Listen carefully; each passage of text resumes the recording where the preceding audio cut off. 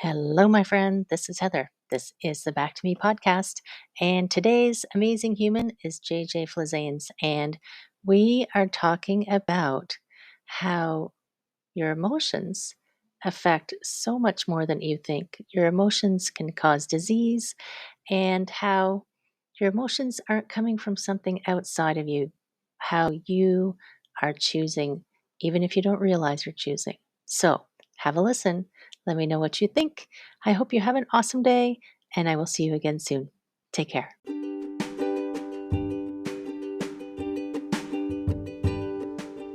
Hi, my friends. Welcome. This is the Back to Me podcast, and this is Heather, and I am super excited that you're here. You are going to hear some tips and some tricks and some ideas to help you live your happiest and healthiest self. I call it Back to Me because when you are taking care of yourself, back to me, then you can take better care of others, and we can all make the world a better place. This is Wellness Your Way, and I am super happy that you're here.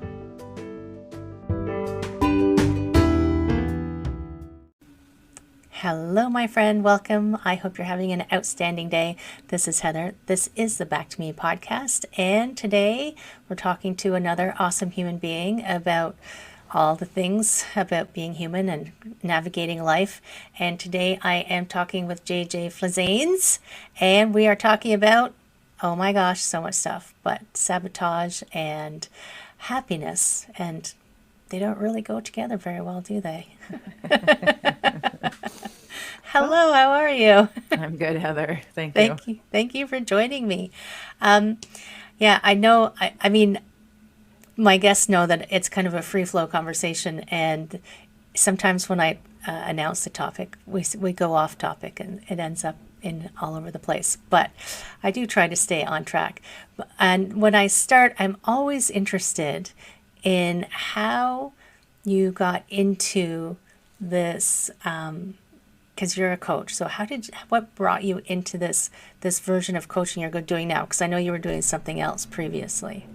Well, I was a personal trainer. Yes. But before that, I was acting, and before that, I was dancing, and part of it is just the human. Yeah, well, they all connect. Actually, I was being interviewed by Dr. Naisha Winters to her doctor. She wrote The Metabolic Approach to Cancer, and she is a naturopathic oncologist. And I interviewed her a bunch of times, and we became friends. And the work I do became important to the work that she's doing, because in The Metabolic Approach to Cancer, she looks at 10 different terrain aspects of why disease becomes. You don't just get cancer overnight. You don't just get sick overnight. And it's like growing your food, or growing a plant, or being pregnant. Like, there's a certain period of time where it takes a while to develop whatever is happening, and we're only really seeing the results at like the worst part of it. But it was incubating, if you will, for a long time. And so she does a terrain-based approach, and the 10th terrain is emotional. It's funny, mental and emotional wellness.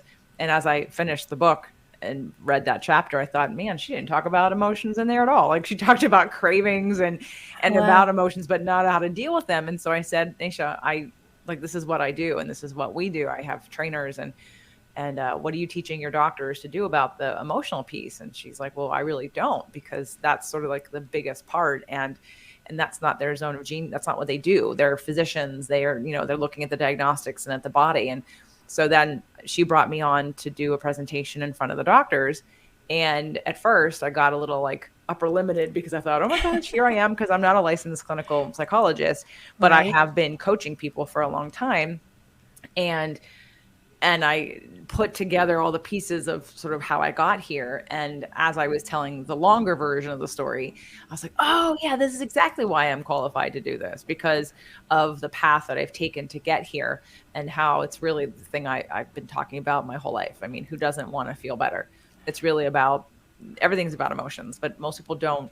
Like, they hear that and they glaze over because they don't really understand what that means. They just know they want to feel better, but they think that they can feel better by losing weight, or by making more money, or by finding the perfect partner, or by getting married, or by getting divorced, or whatever it is. And it's that simple. Those are conditions. And the goal is to understand how to be unconditional, and how the healing happens on the inside of us, not on the outside of us. And we don't really understand, we we don't understand how to deal with emotions. I think people glaze over it just because they don't know what to do with it. It's not something I it's not some, I mean, just came into my mind that book, Emotional Intelligence, but it's not something that we're often really know how to manage. You know, we get rewarded for some emotions. We get told to shut down other emotions when we're young, and you know, depending on whether you're a boy or a girl. I mean, in traditional roles. But it is interesting that I'd never made that. I guess instinctively I understand it, but I'd never made that intellectual connection that that's a terrain for disease. So that's so. And how did that develop for you? Like, how did you? I know it's like of course when you say it, I'm like, of course, Well, it's called but epigenetics, which is there's no science higher than epigenetics in quantum physics. right, It's your gene expression based on your environment and on the inside. So you can't talk about how something reacts in the body without understanding the environment that it's in. It's like looking at the minuscule cells and the genes without recognizing what container it's in. It's like if you're in a container of stress, then your body shuts down. It's in fight or flight. It's not in healing mode. But most right, people try to heal things in fight or flight. Like they're constant, like their life depends on it. And what they don't understand is they're fighting an uphill battle because there's the how did I get here in the first place emotional aspect of what am I reacting to. If most people, I usually do this with men more than I do it with women, but I'm sure if I asked you, Heather, like whenever you get embarrassed, what happens to you? my face turns red. Right. What about when you get nervous? My face turns red. Oh, okay. I'm a ginger, so any emotional reaction, often my face goes red. Okay. So that's all we need. That's a physical reaction to an emotion.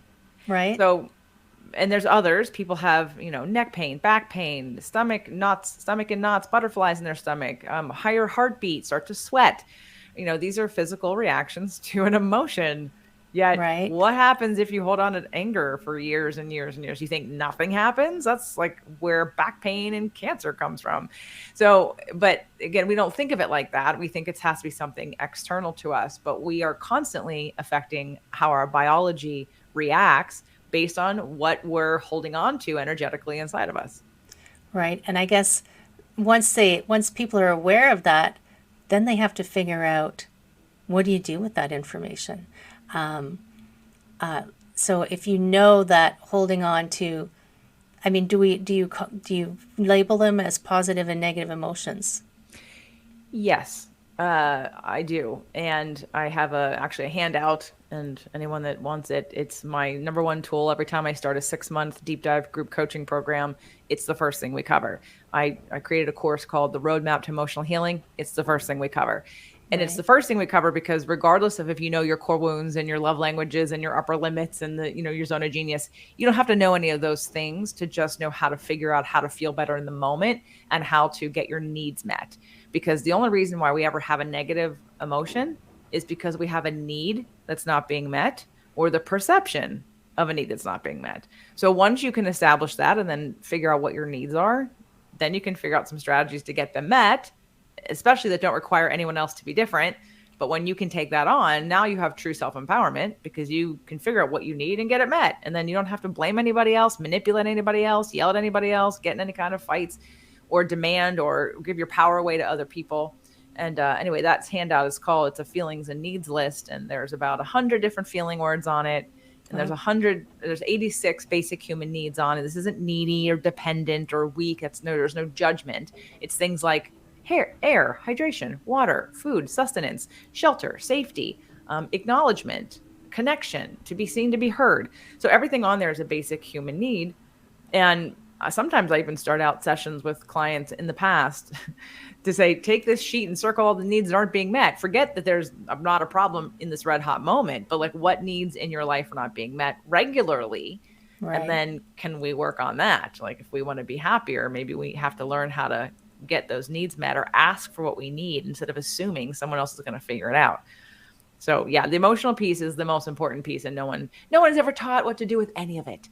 No, And Yeah, none of it. And None then of here it. we are fighting wars and getting divorced and marrying people for the wrong reasons and, overeating and sabotaging our diets. And what is it? What's driving all that? All your emotions. But you think it's the food, you think it's the doctor, you think it's and not that these things, the environment doesn't affect you, it does.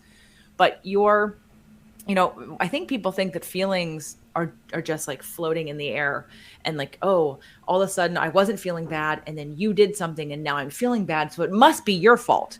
And I could see how that would make some bit of sense, but what we forget is that we have a brain that interprets what was said or done, and it's the interpretation that creates the feeling, not the other person or the situation. It's our filter that creates the interpretation. That means, because for some people that scenario, whatever you're thinking of right now or you could be thinking of, for some people would be very upsetting, and for some people they wouldn't care. So what's the Right. difference? The Right. difference is their interpretation of it and what it means to them, and not everybody reacts the same way about everything. You just reminded me of an ex that I had who if he stubbed his toe, he would be mad at the chair. And he would yell at the chair and he would kick the chair. It's like the chair didn't do anything to you. It's kind of like that kind of thing just pops into my mind. It's like that person didn't do something to you. You got angry and you're in that angry state. And I guess that the first step that people often have to take is to recognize that they show that, I mean, there's a reaction state and then there's the emotion, and you choose whether you decide to stay there. Right. The first thing that happens, your reaction initially, it's I do a core wound map and I take people through a core wound exercise, but then we come and we create like at the end a map, and it really lists. It goes from the core wound to the emotion that comes up because of that, and then the reaction that you like. What do you do? And this happens really quickly. It's not something someone can necessarily catch in the beginning, but what we can do is when we see the pattern and we know that it's happening, Right. the awareness will cause enough space for us to be able to, at least when we get to the action piece, either do something different, do the opposite, or go back and this happens. I did a 3-month version of my 6-month group last year, just to see if 3 months was enough. And everyone in that group would have told you 3 months was great and that they all got a lot of results. They changed their lives, blah, blah, blah. Yeah. Okay. But then I realized, no, it's not enough time. I want it to sink in on a deeper level, which is why now I only do 6 or 12 month group courses. Right.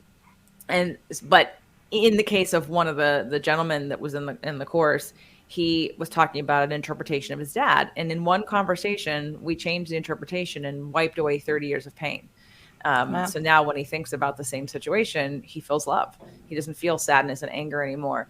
And it's that the beauty of that interpretation, when we understand that you don't, just because you have a feeling doesn't mean you actually interpreted it correctly, or that there isn't 5 other versions of that.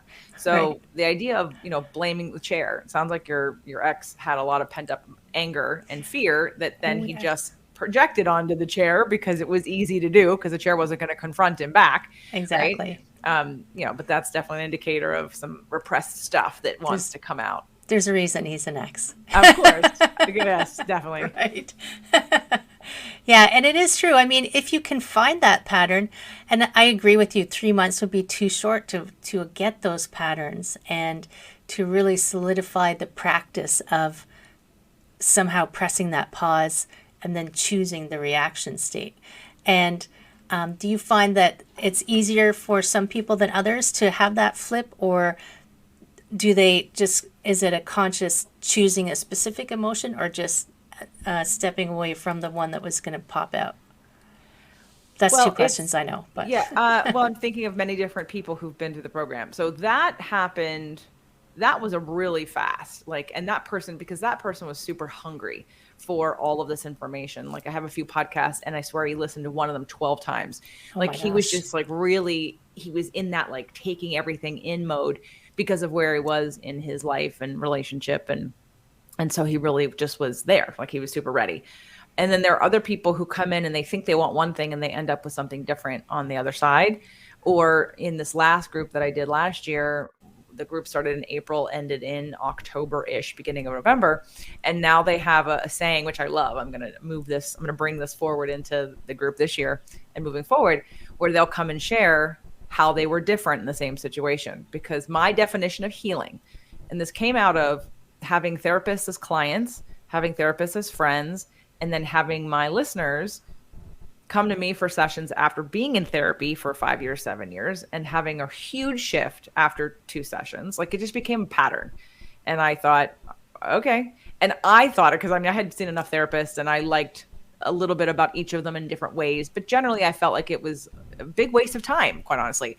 Right. I thought that the whole structure of therapy, in fact, I even created a talk called 3 Reasons Why Talk Therapy is Ineffective, because of some of the ways in which we deal with emotion.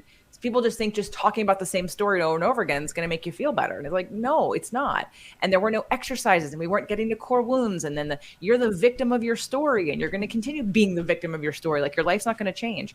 So I've come up with a saying. It's all my audience knows that it's that what healing is when you're different in the same situation. You're not avoiding the situation. You're not running away from the situation. You're not conditional, because you can't control conditions. So, but you can change you. So if we reinterpret, if we heal some of these wounds, then when the same thing happens, you don't get triggered anymore. You don't react the same way. You don't feel the same way. That is, to me, healing. So they've been doing this really fun thing of like, I just wanted to share that I was different in the same situation. So, because again, it's that integration piece, which is why the whole thing needs to be longer than 3 months, because we need to take the work that we do in the 3 months and then live the work in the next 3 months and then use it on a daily basis.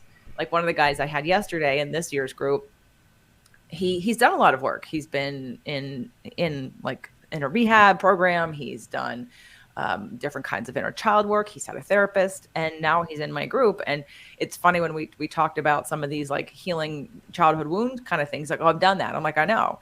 And with you, I go, it's doing it once doesn't change how you live. We need to look at and examine your day-to-day thought patterns, your day-to-day behaviors, how you're treating yourself, because it's in those subtle changes and listening to what you're telling yourself, the story, that's what's going to make the biggest.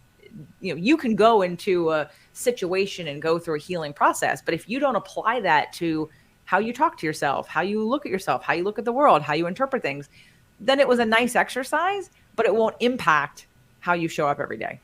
Right. It's like those courses that you take that you say, oh, that was interesting, and you put it on the shelf. Or you buy a gym membership, you get the personal trainer workout, and then you never do it. So you're not going to change anything if you don't do it. And I like calling all of those things practice, right? Maybe because I've been teaching yoga for so long. It's like all of it is a practice, and you can always tweak it, and it can always be better. But you need that awareness that you want to keep changing and to keep making it better. And I think it's interesting that I am one of those people who, when I get into something, I'll listen to it like 20 times. So I totally understand that guys, like, I need to just hear it and hear it and hear it until I've got it solid in my head. And this is a conversation that I often have with my partner, that I find I understand the place for talk therapy, and that's where a lot of people start. But I do find that it leaves them stuck in that cycle without a way to exit. There's no exit ramp. Right. That's one of the biggest problems, is because you get stuck in your story and the person is supposedly supposed to reflect back to you what you're saying, but they never question if you're the one who has the problem, because they're supposed to be on your side. So you hear, it's like some people just get validated for years. Oh, yeah, that must be terrible the way you feel. It's like, okay, this is not useful if it doesn't change. Again, that's why I said healing, because I would watch clients of mine that were therapists with their patients, and they would tell them basically to avoid the things that triggered them. I'm like, well, that's not healing. That's not healing. Healing is when you're different, not circumstances. Good luck trying to control that for the rest of your life. That's Right. ridiculous. And that also cuts you off from the experience of a full life. If you just start avoiding things that bother you, like, how much does your world end up shrinking and shrinking every time you get upset about something? Right. Life is a mirror, and it's going to keep showing you what you need to work, and you can either run from it or you can embrace it and change it. So people are mirrors. Life is a mirror. And, good luck with that, outrunning that piece. Go live as a hermit on a mountain in Right. a cave. Right. Maybe. But there still needs to be met while you're up there. Right. How many needs did you say are on your needs list? 86. 86.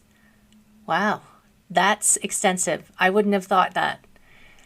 I guess I'm thinking of, I think sometimes of conversations that I see people have, and I think you need some kind of, like, you have to be willing to look at what it is, what your reaction is, and take ownership and responsibility for your reaction. So I know two people who, if one of them says something, and they're trying to find a way to ask for something that they need in a way that sounds non-threatening, and the other person reacts as it's a criticism. So this is probably fairly common, but the struggle is the person who is having the negative reaction does not recognize that that's not the right interpretation, and Right. taking that personal responsibility for your reactions, I think, is a big step for a lot of people. Well, in that case, it sounds like the person who's reacting, it's hitting one of their core wounds. So they are so triggered that they can't hear or try to hear what the other person's saying. But there is a language to saying things that don't also require the other person to be defensive. Most of the time, as humans, when someone says, I need this, and the energy or you're inferring that the other person's to blame or that's their responsibility to get that need met for you, most of us will get defensive because Right. innately we understand that you're the creator of your own reality, and there's no situation where I'm responsible for how you feel or how you show up in the world. None. So our inner being knows that. It knows that I am not to be blamed for your reaction or choices or feelings, but I can be of service and help you if you come to me in a different energy. And Right. someone can help, but I have a 3-step process that goes with this feelings and needs list. And the first one is to, ask yourself how you feel, like, what am I feeling? And again, you'll never do this when you're in a good mood. You only do this when you're in a bad mood or when something negative happens, because again, a need is not being met or the perception of a need. So, I mean, you might be getting the need. You just don't know you're getting it met because of the way that you're interpreting. Again, like you said, you're not interpreting it in a way that means something to you that's positive. So it's, how do I feel? What need is not being met? And that's always the hardest question, because people Right. relate their needs to other people. Well, I need you to. No. I need her to. I need them to. I need the world to. No. Yeah, not going to control that. So, it's normally, and even if it can be as simple as like turning it around, like the mirror. I need you to respect me more. Well, that Right. tells me that you need to respect you more. So the Right. message there is, if you have a need for respect, guess who's not respecting you? You. Because you can't force anyone to respect you, but you can make choices that don't allow those people in, which is Right. respecting you. So that the need is usually the hardest piece. That's what people aren't used to. And That'll then really twist people's brains around.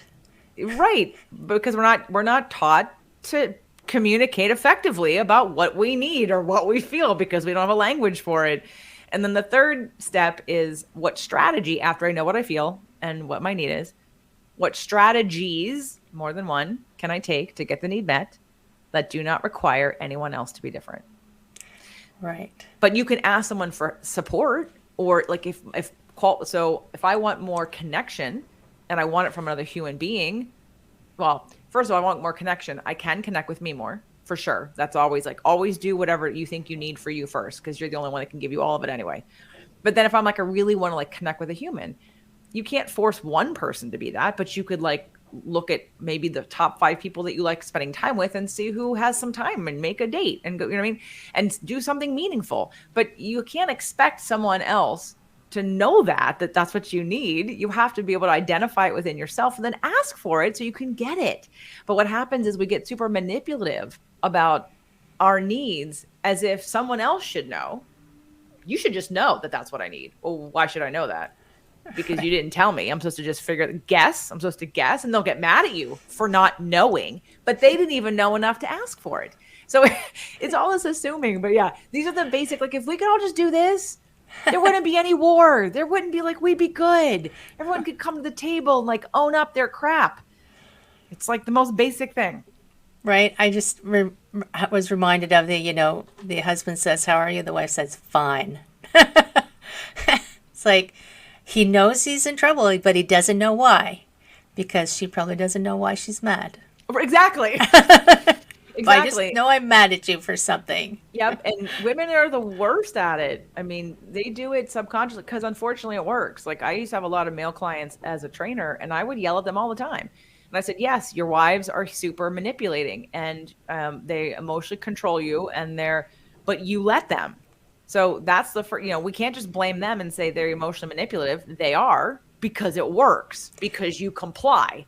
So Yeah. you have to take your balls back and go, I'm not going to give in. But the minute a woman cries and yells and screams, you go, what should I do? Okay, I hope you feel better. I'm like, because you can't handle someone getting upset. That's on you. That's not on them. Because if you just let it ride out like a child after they throw a temper tantrum, they'll stop. But oh no, I know, but women know that it works, so they do Oh it. my God, yeah. That's a whole Seinfeld episode around that. The crying and the fact that nobody can handle it. It's like, it's a thing. And you learn, I guess, I mean, you learn that at a very young age what works, right? Like as an infant, Well, you see the as a little modeling. kid. Yeah, Yeah. you see what's being modeled for you. Yeah. And then if you don't learn any other way, then you you just stay where you are. And it takes sometimes I think it takes a bolt of lightning for people to say, "Hold on a second. There's something different." That's what this podcast is for. It's supposed to be a bolt of lightning. Wait, it doesn't have to be that way. That's what I want people to see.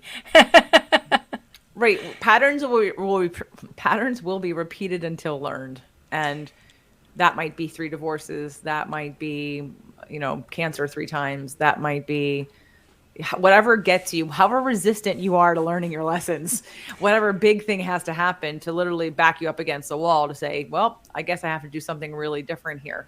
But Right. most people don't take this and run with it and go, oh, that's interesting. Let me take control of my life in that way. But when I heard Abraham say in 2001 that you're the creator of your own reality, I was like, oh, I am? Well, that's good news because Yeah. then if I don't like something, I can change it. If Right. I'm responsible for where I'm vibrating and attracting things into my life, guess who gets to change that? Me. Right. And take that responsibility. For listeners who don't know who Abraham is, that's Abraham Hicks. And you can always there's some good YouTube videos you can go watch of Abraham if you're just interested. So good. That's so good. And it is true. But there's almost it's like a fear. It's like it's too much responsibility for people to take responsibility for their reality and what's going on in their lives. Then they can't complain when they get things they don't like. Like if this is too hard, just know you're not a victim, and if you're choosing to be a victim, then you're never going to be happy because it never feels good to feel like you're a victim of anything. Right. And it's oh, and you shouldn't be scared to take control of your life. You should be excited and make that choice. I mean, yeah, you can manifest your reality. And people will say, well, I didn't manifest this illness. Well, maybe. Did you find in your work that there's a certain emotional and cancer, like a type of cancer linked to Yes. certain emotions? Yes. Oh, really? Like what? Do you have any? Well, each cancer has a different sort of underlying root emotional and mental sort of pain or trigger. Okay. Breast cancer is usually a combination of a mother issue, whether it be with your mother or being a mother or wanting to be a mother or not being a mother. It's also related to overgiving. So someone Oh, who's been sucked dry, basically, and that they don't take care of themselves. They're sort of the consummate rescuer that's always giving to others, but never giving back to themselves or never taking time for themselves. So that's normally breast cancer. Again, all the different cancers have a root that are slightly different. I mean, the right. emotional, so the stories change, but it's usually some degree of shame, anger, fear, right? A lot of lower jiao, which is like pelvic stuff. So whether it be ovarian, uterine, those kinds of cancers in women are normally some kind of patriarchal male anger. There's normally something against, whether they have a history of being raped or their father abused them or they were left or they're whatever. There's normally some kind of patriarchal situation, because Right. that's our power center as women. And when we feel violated or not respected or not seen or heard, or we're dampening our own power, or someone's controlling our power because we're too much or they don't know how to handle it, that's Right. where those lower problems come in, and they're very attached to feminine energy.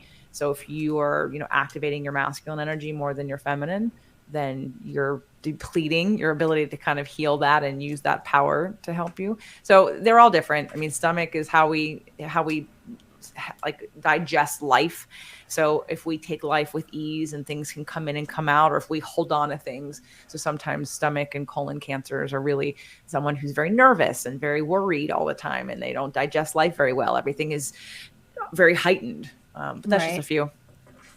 And it's interesting about the stomach and the colon because it's almost like you can feel that physicality of that holding of that, e- and that you can just feel it physically in those areas of your body. Yeah, I think that's so fascinating that you can trace that back. I mean, I'm sure that some people will not agree with it, but that's okay. That's their prerogative. But I do think there is definitely something going on with all of that, just from the various clients that I have had with cancer and people that I've known and knowing them personally. You always get a sense, well, I'm not surprised by that for some reason. You know what I mean? Well, and you have to think of how far out of alignment for how long is somebody has to be to have cancer. And again, it's the terrain base. It didn't just happen because you ate this one thing or were exposed to this one bad thing. Our body does a good job provided that you give it its tools Yeah, and its nutrients and its ability to detoxify, as long as that's all in check.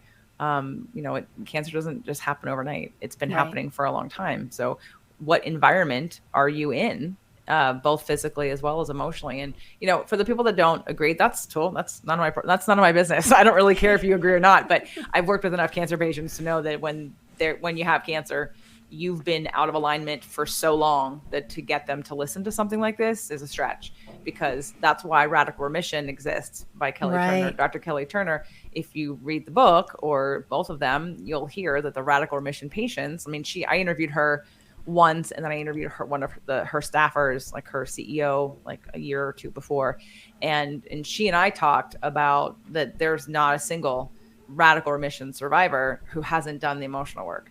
And they've done different levels of it, but it's about changing. I mean, most of them do very dramatic things. The doctor says, do this, and they say, nope, I'm done. I'm going to go sit on top of my roof and watch the birds every morning.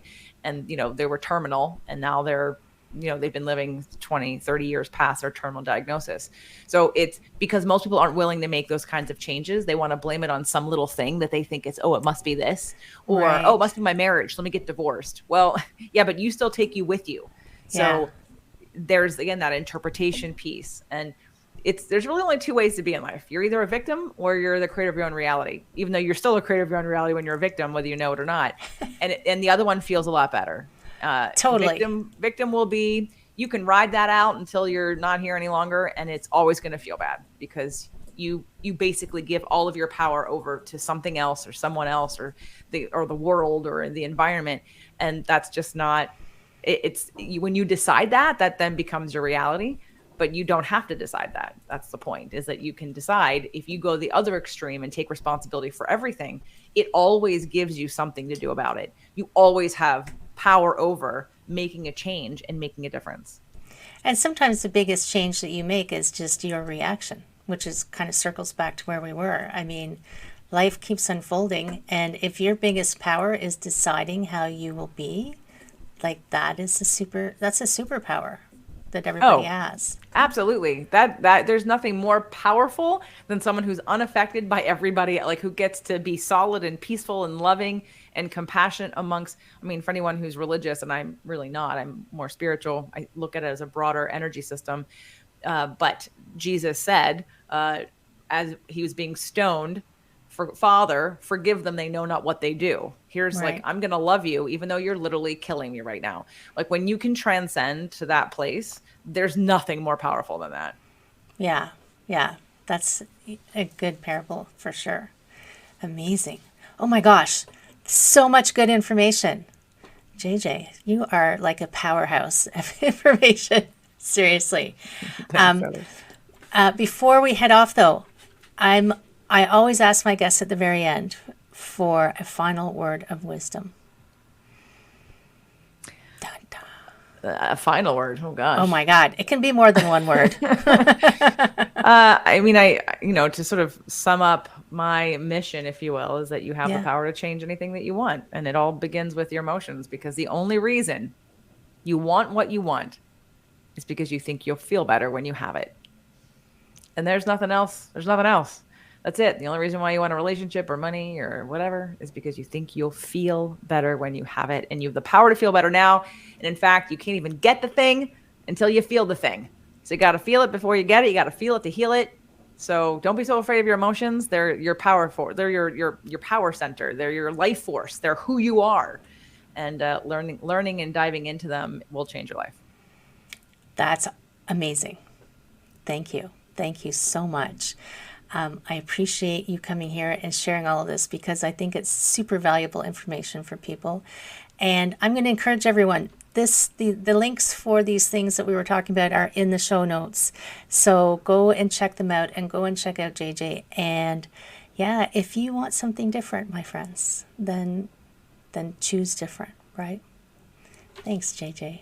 Thanks, Heather. Take care, my friends. See you soon.